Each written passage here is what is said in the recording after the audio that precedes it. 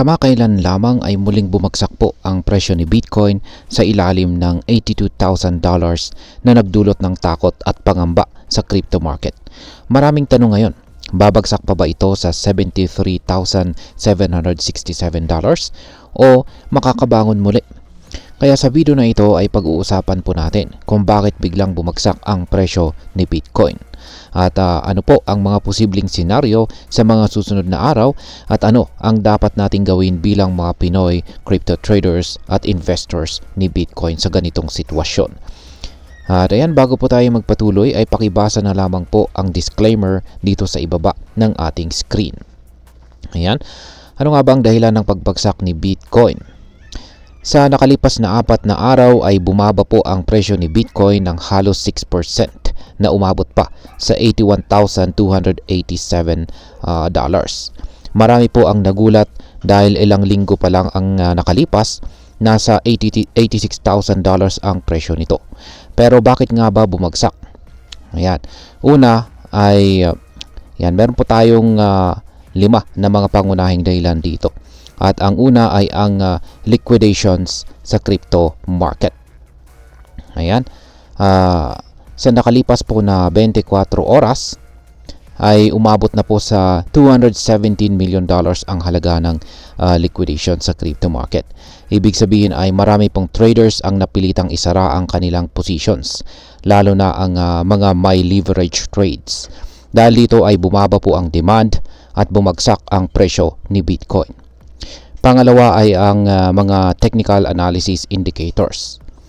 Base po sa daily chart ni Bitcoin ay makikita ang bearish reversal mula sa isang overhead resistance trend line.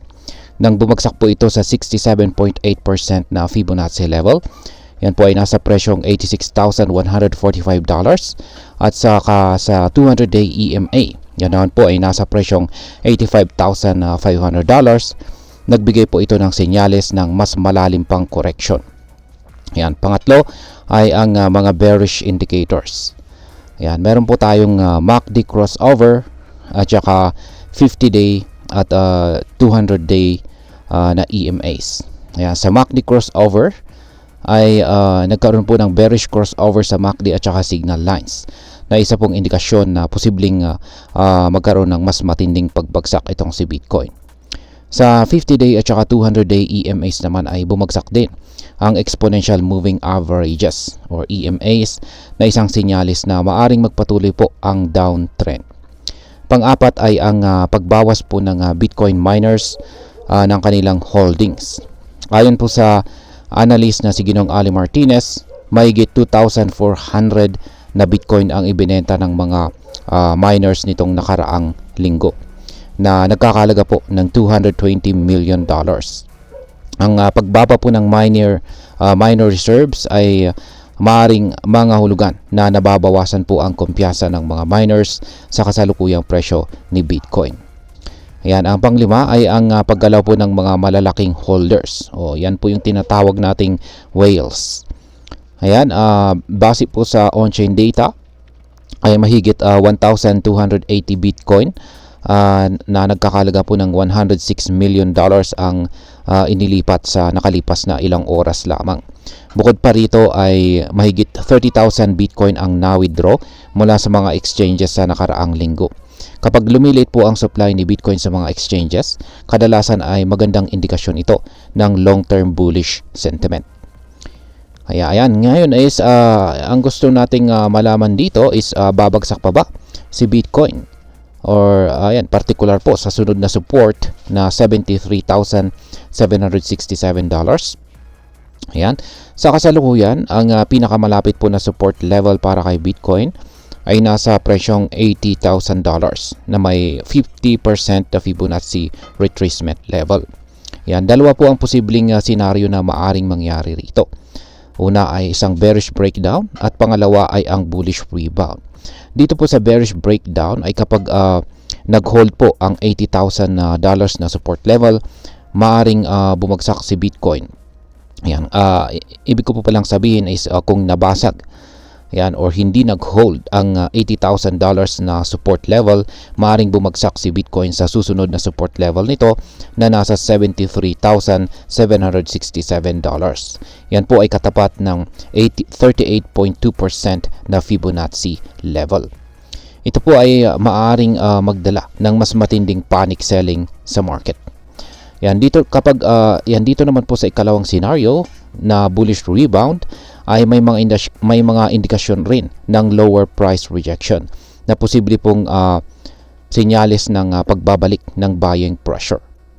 Kaya kung mag-hold or hindi po mababasag ang support sa $80,000 at magkakaroon ng bullish rebound, may posibilidad po na bumalik si Bitcoin sa presyong $85,452 or 200 sa 200-day EMA o baka mas mataas pa. Kaya sa madaling salita ay nakasalalay po ang direksyon ni Bitcoin sa kung paano po ito magre-react sa $80,000 na support level. Ayan, dito naman po tayo sa Bitcoin ETF.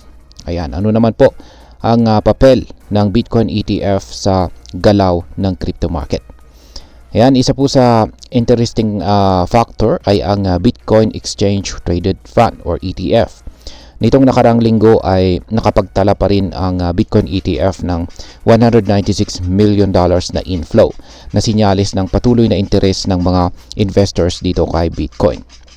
At noong March 28 ay nakapagtala po siya ng $93.16 million na outflow na siyang nagpatigil sa 10-day streak ng consecutive inflows. Ang pinakamalaking outflow po ay nanggaling sa Fidelity na nag-withdraw ng $93.16 million habang ang ibang Bitcoin ETF naman ay nananatiling stable. Ang paggalaw po ng Bitcoin ETF ay mahalagang bantayan dahil maaring makaapekto po ito sa long-term trend ni Bitcoin. Ayan. Ngayon is kung ikaw po ay isang short-term trader, mahalaga pong bantayan natin ang $80,000 na support level. Kung mabasag po ito ay maaaring dumaan pa sa mas matinding correction si Bitcoin. Kaya siguraduhin po nating meron po tayong stop loss orders kung tayo po ay nagtitrade kay Bitcoin sa short term, or ayan po yung tinatawag nilang futures or derivatives trading. Para naman po sa mga long-term investors, ito po yung mga hodlers, ang ganitong market corrections ay normal lamang. Ang pagbaba po ng Bitcoin supply sa mga exchanges ay isang bullish sign na maraming investors ang nag-hold ng kanilang Bitcoin para sa long term. Kung naniniwala ka po sa long-term value ni Bitcoin, maaring ito po ang magandang pagkakataon para bumili sa mas murang presyo. At ayan, masasabi ko po rito ay ang pagbagsak ng presyo ni Bitcoin ay maaring magdulot ng panic. Pero mahalaga pong tingnan natin ang mas malaking larawan. Kung bumagsak po ito sa presyong $73,767, maaring magkaroon po ng buying opportunity. Yan, maaari po tayo magkaroon ng buying opportunity para sa atin bilang mga long-term investors. Kung mag-hold naman or mananatiling matibay ang $80,000 na support, posible pong magkaroon ng bullish reversal at muling maabot ni Bitcoin ang presyong $85,000 o baka mas mataas pa. Rin, ang mahalaga po ay magkaroon tayo ng tamang risk management strategy, lalo na kung nagtitrade po tayo dito kay Bitcoin. Huwag po tayong magpadala sa takot or FOMO or fear of missing out. Lagi po nating pag-aralan ang market trends at huwag po nating kalimutang mag-DYOR or do your own research bago po tayo gumawa ng investment decision. At ayan, hanggang dito na lamang po tayo sa video na ito mga ka-crypto. Marami pong salamat sa panonood. Ingat po tayo lagi at God bless po sa ating lahat.